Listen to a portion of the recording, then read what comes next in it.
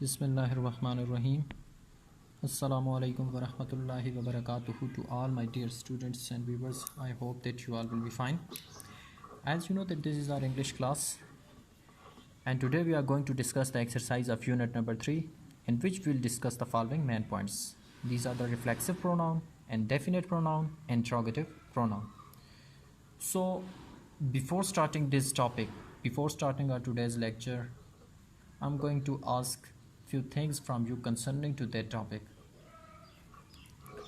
The first thing, obviously, if today we are going to read or discuss the topic or simply the kinds of pronoun, so the first question which arises in my mind is that define pronoun.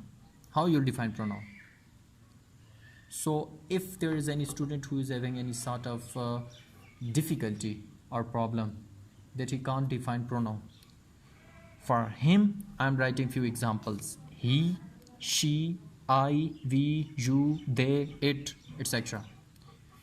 So what are these? According to a grammar, what are these? Grammar की लू से ये सब क्या हैं? ये सब हमारे पास हैं प्रोनाउन. क्या है? प्रोनाउन. और प्रोनाउन को डिफाइन कैसे किया जाता है कि pronoun is a word which is used instead of a noun to avoid its tiresome repetition. pronoun ऐसा लफ्ज़ है जिसे हम लोग noun की जगह इस्तेमाल करते हैं. क्यों?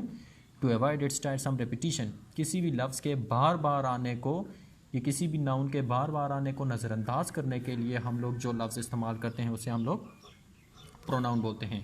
इसके बारे में मैं आपसे डीपली प्रीवियस जो लेक्चर था उसमें डिस्कस कर चुका हूँ जब हम pronoun को स्टार्ट कर रहे थे. सो आज की जो हमारी पहली काइंड है दैट इज़ रिफ्लेक्सिव प्रोनाउन. तो हम रिफ्लेक्सिव प्रोनाउन को अब पढ़ते हैं. तो रिफ्लेक्सिव प्रोनाउन के लिए सबसे पहले मैंने क्या किया जी, आपके लिए 2 एग्जांपल्स लिखी हैं, क्योंकि आप सब ये जानते हैं कि हमारा जो इदारा है नूर, ये सबसे यूनिक इदारा है और हमारे नूर की ये एक स्पेशलिटी है और ये हमारा एक रूल है कि हम एग्ज़ाम्पल पहले आप बच्चों से बताते हैं, करवाते हैं और डेफिनीशन बाद में, जबकि रेस्ट ऑफ द इदारों में क्या हो जाता है कि हम एग्ज़ाम्पल्स वगैरह बाद में बताते हैं, पहले डेफिनेशन, उससे फिर वो रटलाइजेशन में आ जाता है. सो एग्ज़ाम्पल पे आपने नोट करना है, ज़रा एग्ज़ाम्पल पे फुल कंसंट्रेशन देनी है. एग्ज़ाम्पल क्या है? She walked home by herself. वो खुद चल कर घर आई. ठीक है, उर्दू को ज़्यादा नहीं बल्कि इंग्लिश पे नोट करें ज़रा. She walked home by herself. अब इस सेंटेंस में आपने ये चीज़ नोट की होगी कि I have underline the word herself. अब हर हमारे पास क्या है? ऑब्वियसली ये भी प्रोनाउन है और शी भी हमारे पास क्या है? प्रोनाउन है. लेकिन इन दोनों में डिफरेंस क्या है? इनमें डिफरेंस ये है कि ये एक तो पहली बात तो यही आ गई कि ये हमारे पास पर्सनल प्रोनाउन में आते हैं. ठीक है, और पर्सनल प्रोनाउन में याद हो तो मैंने आपको बताया था कि हमारे पास 2 केसेस होते हैं. एक होता है सब्जेक्टिव केस और एक होता है ऑब्जेक्टिव केस. वो मैं आपको अभी बताता हूँ, जो हमने प्रीवियस लेक्चर पढ़ा था उस दिन जी. ये हमने पढ़ा था उस दिन पर्सनल प्रोनाउन. और पर्सनल प्रोनाउन के बारे में मैंने क्या कहा था कि I, she, he, you, it, they, we, all of these are pronouns and these are subjective cases. Subjective case है और ये सब प्रोनाउन है. अब आई को मी में कन्वर्ट कर लिया, शी को हर में, ही को हिम में, यू को यू में, इट को इट में, दे को देम में, वी को अस में. And these are objective cases. So अब जिस वक्त हम लोग बात करते हैं रिफ्लेक्सिव प्रोनाउन की, तो रिफ्लेक्सिव प्रोनाउन हमारे पास क्या होगा इसके बारे में हम एग्जांपल्स में आपको बता रहा हूँ, या आप देख सकते हैं. She walked home by herself and the wall itself fell. So basically herself and itself are reflexive pronoun. अब कैसे रिफ्लेक्सिव प्रोनाउन है? जिस वक्त हम किसी भी पर्सनल प्रोनाउन के साथ सेल्फ का इजाफा कर लें तो वो हमारे पास रिफ्लेक्सिव प्रोनाउन बन जाता है. पर्सनल प्रोनाउन कौन से हैं वो मैंने आपको अभी 1 मिनट पहले बताया है. तो लिहाजा अब शी भी हमारे पास प्रोनाउन है, हर भी प्रोनाउन है और इट भी प्रोनाउन है. लेकिन चलें, इसमें तो हमारे पास क्लियर हो गया. लेकिन she walked home bye her self में हमारे पास शी भी प्रोनाउन है, हर भी प्रोनाउन है. लेकिन हमने रिफ्लेक्सिव प्रोनाउन को अंडरलाइन करना है. तो रिफ्लेक्सिव प्रोनाउन का हमने कहा कि ऐसा प्रोनाउन है जिसमें हम पर्सनल प्रोनाउन के साथ सेल्फ या सेल्फ्स का इजाफा करते हैं. तो शी सेल्फ नहीं लिखा हुआ बल्कि हर सेल्फ लिखा हुआ है. So basically her self is a reflexive pronoun. अब इसमें एक और चीज़ रिफ्लेक्सिव प्रोनाउन में आ जाती है जो कि आपको समझानी बहुत ज़रूरी है, सेल्फ और सेल्फ्स का यूज़।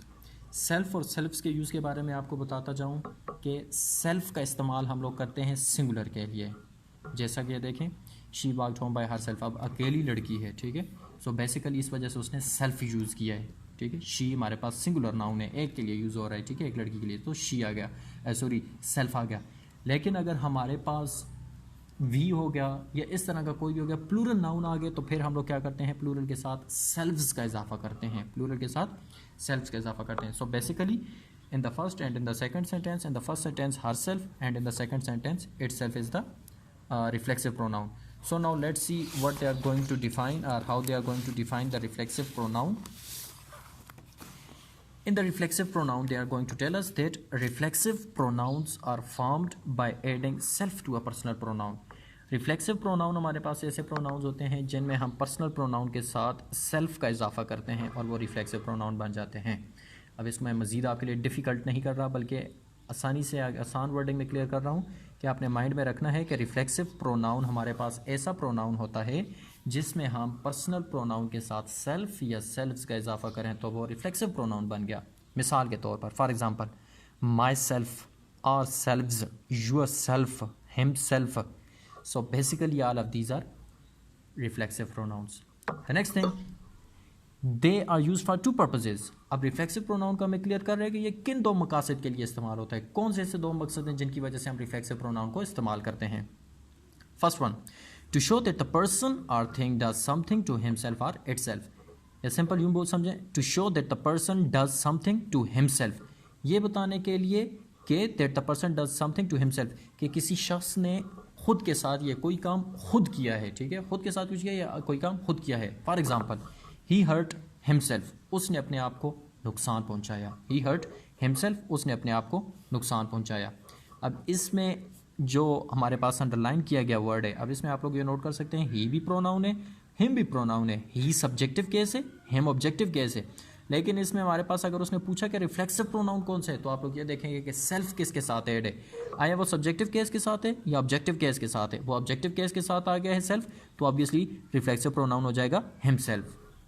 नेक्स्ट वन, दूसरी कौन सी वजह रिफ्लेक्सिव प्रोनाउन को यूज़ करने की, to make the pronouns more emphatic, किसी भी प्रोनाउन पर ज़्यादा स्ट्रेस देने के लिए, जोर देने के लिए, एम्फोसाइज करने के लिए हम लोग क्या करते हैं, प्रोनाउन को बनाने के लिए क्या किसका इस्तेमाल किया जाता है, रिफ्लेक्सिव प्रोनाउन का। For example, I myself saw the thief breaking into the house, मैंने खुद चोर को घर में दाखिल होते हुए देखा। अब इसमें क्या किया जा रहा है, इसमें आए में ये स्ट्रेस दे रहा है कि मैंने खुद देखा है चोर को घर में दाखिल होते हुए, तो इसमें हमारे पास आई भी प्रोनाउन है, माई सेल्फ भी प्रोनाउन है। लेकिन रिफ्लेक्सिव प्रोनाउन की जहाँ तक बात आ गई तो रिफ्लेक्सिव प्रोनाउन माई सेल्फ हो जाएगा, क्योंकि इसमें हमारे पास पर्सनल प्रोनाउन के साथ सेल्फ एडअप किया तो वो रिफ्लेक्सिव प्रोनाउन बन जाता है। सो अब हम जाते हैं बुक की तरफ। बुक में देखते हैं कि बुक में इस एक्सरसाइज के हवाले से क्या बताया जा रहा है।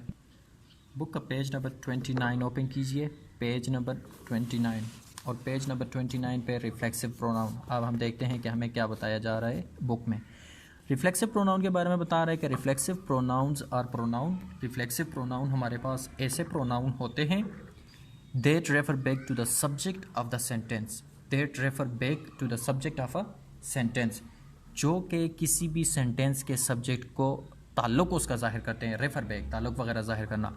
आर क्लास या किसी क्लास का शिक्का, they either end in self, ये या तो सेल्फ के साथ ख़त्म होते हैं as in the singular form. वही बात जो मैंने आपको समझाई थी कि सिंगुलर में हम लोग इसके साथ सेल्फ का इजाफा करते हैं, ourselves as in the plural now form, और प्लूरल फॉर्म में हम इसे सेल्व्स के साथ इजाफा एंड अप होते हैं।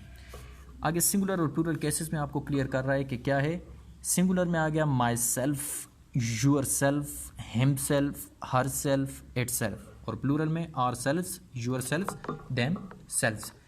अब आगे मज़ीद डिफ़िकल्टी भी, ये बीच में जो बातें लिखी हुई ये थोड़ी और टफ हो जाएंगी, लेकिन एक दफ़ा रीडअप कर लेना है। लेकिन हम लोग आगे इसकी एक्सरसाइज पे बढ़ते हैं, उसको देखते हैं कि एक्सरसाइज में क्या बात बताई जा रही है, क्योंकि मेन हमारा पर्पस जो है वो रिफ्लेक्सिव प्रोनाउन को समझना है, और उसके लिए आसान तरीन बात मैंने आपको बता दी कि पर्सनल प्रोनाउन के साथ सेल्फ या सेल्फ्स का इजाफा किया जाए वो रिफ्लेक्सिव प्रोनाउन बन जाता है। Fill in the blanks with the correct reflexive pronouns to complete each sentence. The first one, don't worry about us. हमारे बारे में परेशान ना हो. We can take care of dash for an or. We can take care of ourselves. R हमारे पास plural है. ये देखें we को रिप्रेजेंट कर रहा है. we से मुराद हम है और हम में दो या दो से ज़्यादा होते हैं. सो we हमारे पास क्या हो जाएगा ourselves में. We can take care of ourselves for an or. We can take care of ourselves. So pencil हाथ में ले लीजिए और ये बुक पर अंडरलाइन करते जाइए, सॉरी लिखते जाएं साथ साथ ourselves. Second, I thought it was a bit rude. Rude से मुराद हमारे पास गुस्ताह हो जाता है और बिट थोड़ा बहुत. मुझे लगा कि ये थोड़ी बहुत गुस्ताही है. She never introduced dash. अब शी हमारे पास सब्जेक्टिव केस है. इसको जब ऑब्जेक्टिव केस में कन्वर्ट करना होगा तो she will be converted as her. तो रिफ्लेक्सिव प्रोनाउन यूज़ करना है हमने, क्योंकि उसने ऊपर क्या बताया हुआ है कि रिफ्लेक्सिव प्रोनाउन यूज़ करना है.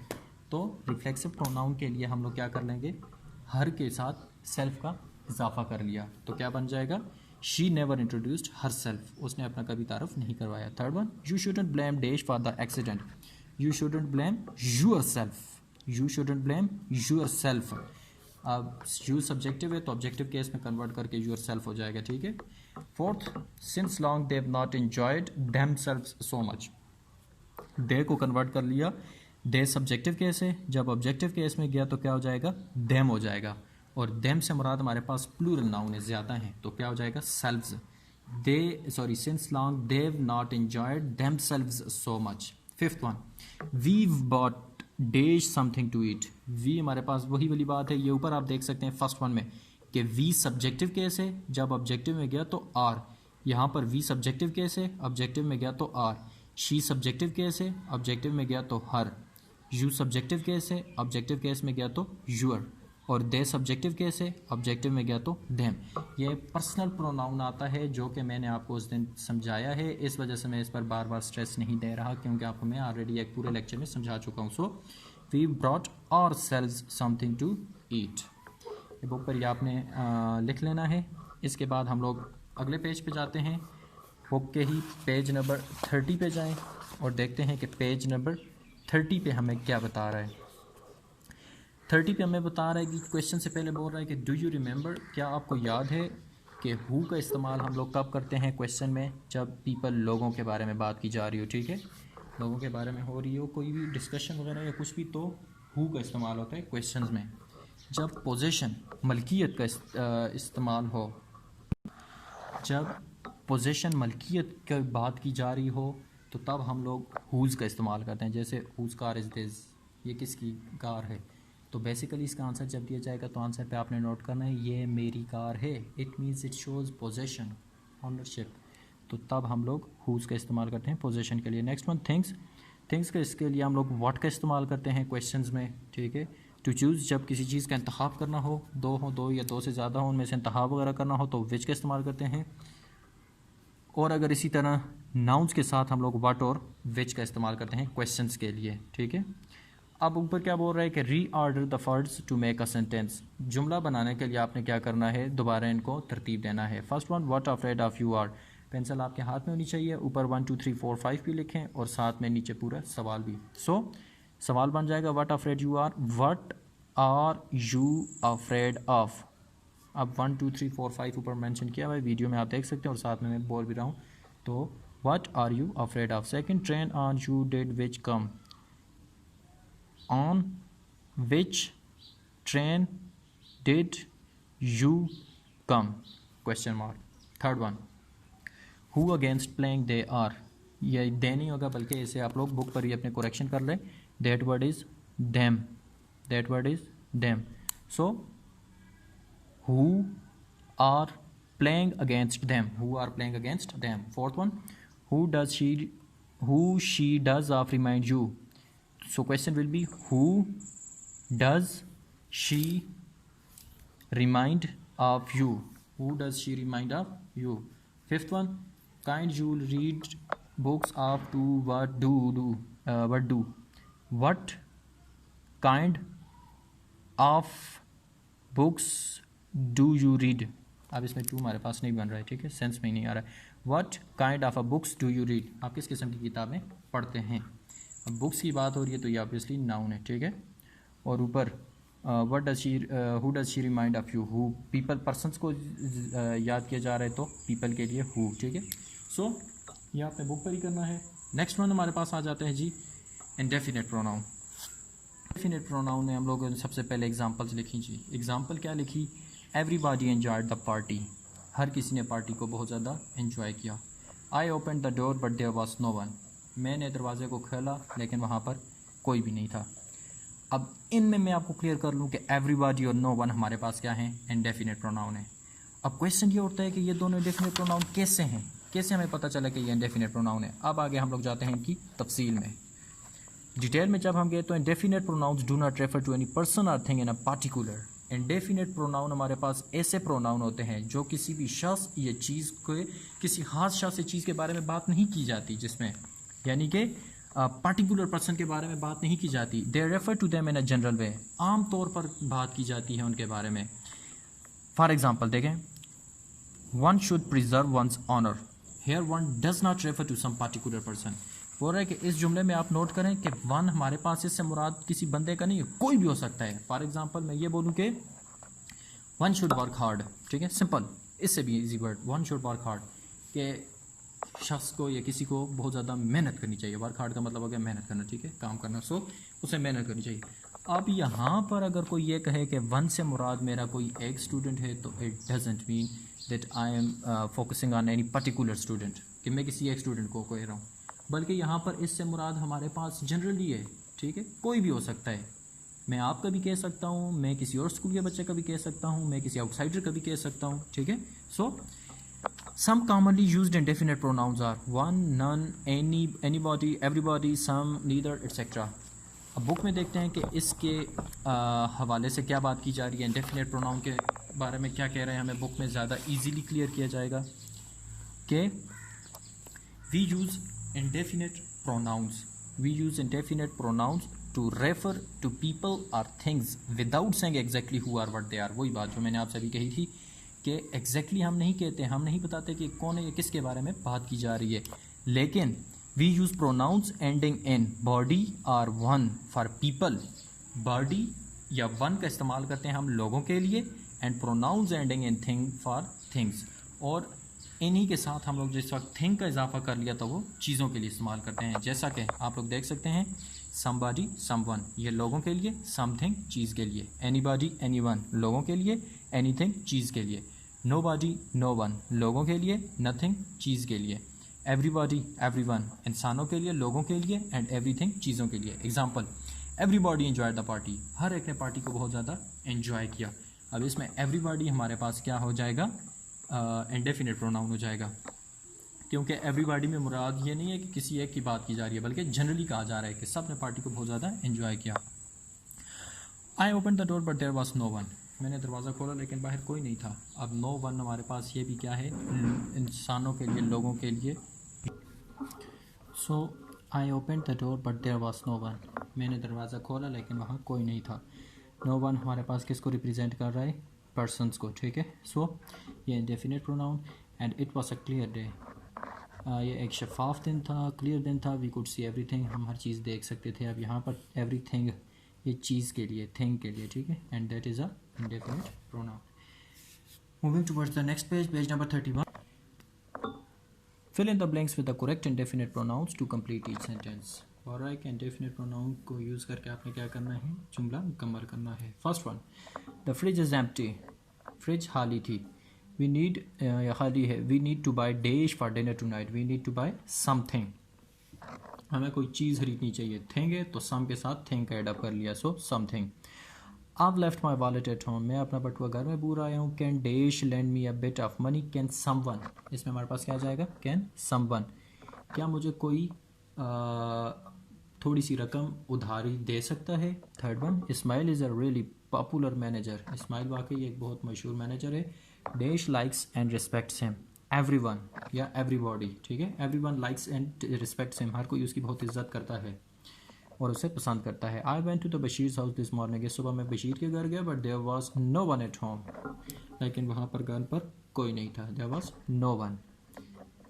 Next one, dash was ready for the party, everyone was ready for the party, हर कोई पार्टी के लिए तैयार था। एवरीवन या एवरीबॉडी में से जो भी आप करें ठीक है. Everybody was ready for the party या everyone was ready for the party. Now moving toward the last kind of today's lecture, that is interrogative pronoun. बहुत ही इजी है, सिंपल. क्या बता रहे हैं, एग्जांपल देखें. हु वेंट विद हर, कौन उसके साथ गया. And with whom did she go, या किसके साथ वो गई. अब इसमें हु और हुम ये दोनों क्या हो गए, इंट्रोगेटिव प्रोनाउन. इंट्रोगेटिव में ऑलरेडी हम लोग डिस्कस कर चुके हैं सेंटेंस की काइंड्स में कि इंट्रोगेटिव का मतलब होता है सवाल. ठीक है, सो इंट्रोगेटिव हो गया सवालिया प्रोनाउन. तो indefinite pronouns ask questions, they are who, whom, whose, which, what. ये सब क्या है, इंट्रोगेटिव प्रोनाउंस हैं. सो बेसिकली इंट्रोगेटिव प्रोनाउंस ऐसे प्रोनाउंस होते हैं जो कि क्वेश्चंस पूछते हैं. इनमें हु, हुम, विच, व्हाट ये सब आते हैं. सो आज के टॉपिक को अगेन एक बार रिवाइज करना चाह रहा हूँ. अब ज़रा सा कंसंट्रेशन देनी है. अब वो मेन पॉइंट बता रहा हूँ, पहले आपको समझाया था. अब वो चंद नुक्ते या मेन पॉइंट्स जो कि आपको माइंड में रखने हैं. फर्स्ट वन हमने आज पढ़ा जी, प्रोनाउन. प्रोनाउन क्या होता है. Pronoun is a word which is used instead of a noun to avoid its tiresome repetition. Then we discuss in reflexive pronoun, and I told you that you will have to keep just one thing in your mind, and that is that reflexive pronouns are found by adding self to a personal pronoun. Just keep it in mind that if anyone asks from you that how you define reflexive pronoun, you will have to say that reflexive pronouns are found by adding self to a personal pronoun. For example, myself, itself, herself, yourself, themself, etc. Next thing we discussed today is the indefinite pronoun. And indefinite pronouns, about indefinite pronouns, I told you that indefinite pronouns do not refer to any person or thing in particular. They refer to them in a general way. And the last thing is the interrogative pronoun. Interrogative pronoun asks questions. Sorry, not indefinite pronoun. Here it is interrogative word. Interrogative pronoun asks questions. So for example, who, whom, which, whose, what. These are the different kinds of the pronoun which we have discussed in today's lecture. And now your homework activity, your homework is to fill in the blanks of today's topic which we have already discussed. For example, we discussed that one, you will have to fill that one. After that we discussed the reflexive pronoun blanks, you will have to fill them. Then you will we discuss about reorder the words to make a question, that part. And after that yes, just these are the few things which we discussed today.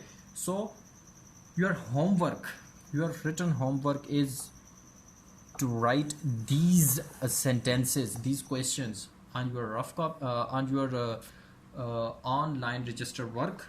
On your online register work, you will have to write the questions of these sentences, that how you'll make question or reorder the words to make a question. And moreover, you will have to define reflexive pronoun, then indefinite pronoun, and then interrogative pronoun, which I have already shown you few minutes ago. So if you are having any sort of a confusion in today's lecture, you can ask from me. Thanks and have a nice day.